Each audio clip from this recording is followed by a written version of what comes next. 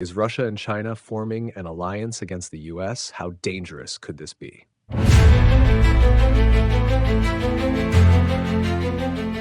Hello, everyone. We are witnessing a major shift in the global geopolitical landscape. Russia and China, two of the world's top military powers, are strengthening their cooperation.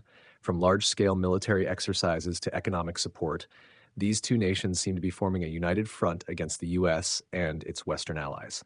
But the big question is this a real military alliance or just a tactical partnership? And most importantly, if Russia and China truly unite, is the US facing a serious threat? Let's dive deeper into the analysis in today's video. At first glance, Russia and China seem to be very close. They have conducted multiple large-scale military drills, not just in Asia, but also in Europe and the Arctic. China has become Russia's biggest buyer of oil and gas after Western sanctions were imposed on Moscow.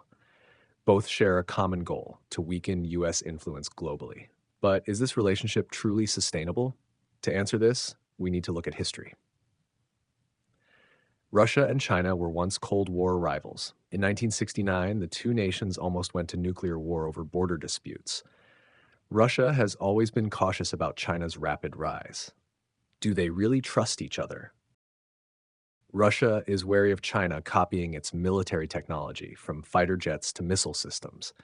China is expanding its influence in Central Asia, a region Russia considers its backyard. So, while they collaborate, Russia and China may be more like tactical partners than a true military alliance. Now, let's assume that Russia and China do form a military alliance. Can they challenge the strength of the US and NATO? Advantages of a Russia-China military cooperation. Russia has the world's largest nuclear arsenal, with over 5,800 nuclear warheads. China has the world's largest army, with over 2 million active soldiers. They could coordinate attacks on two fronts: Russia pressuring Europe while China threatens Taiwan and the South China Sea. But the US and its allies still hold key advantages.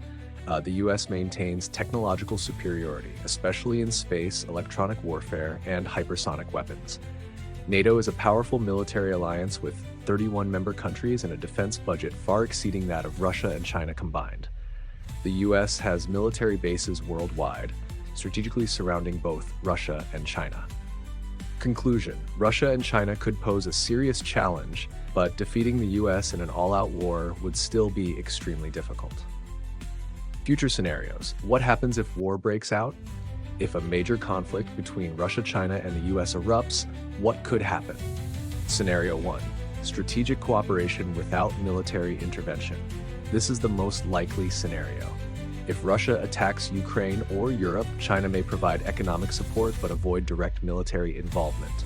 If China invades Taiwan, Russia may offer diplomatic backing but not send troops. Scenario 2. Regional conflicts escalate into global war. If the US faces two simultaneous wars, Russia in Europe, China in the Pacific, it would be a major challenge. NATO could handle Russia, but China would complicate the conflict in Asia. Scenario 3. Russia and China form a full-scale military alliance against the US. This is the least likely, but most dangerous scenario. If it happens, the world could be on the brink of nuclear war. What must the US do to maintain its superpower status? 1. Strengthen alliances with NATO and Asian partners like Japan, South Korea, Australia, and India. 2. Increase military presence in the Pacific, especially in Taiwan and the South China Sea. 3. Exploit weaknesses in Russia-China relations to create divisions rather than pushing them closer together. 4. Invest heavily in military technology, particularly AI, space warfare, and hypersonic weapons, to stay ahead of Russia and China. If the US adopts the right strategy, even a Russia-China partnership would struggle to threaten Washington's global dominance. So, what do you think? Are Russia and China truly forming a military alliance against the US?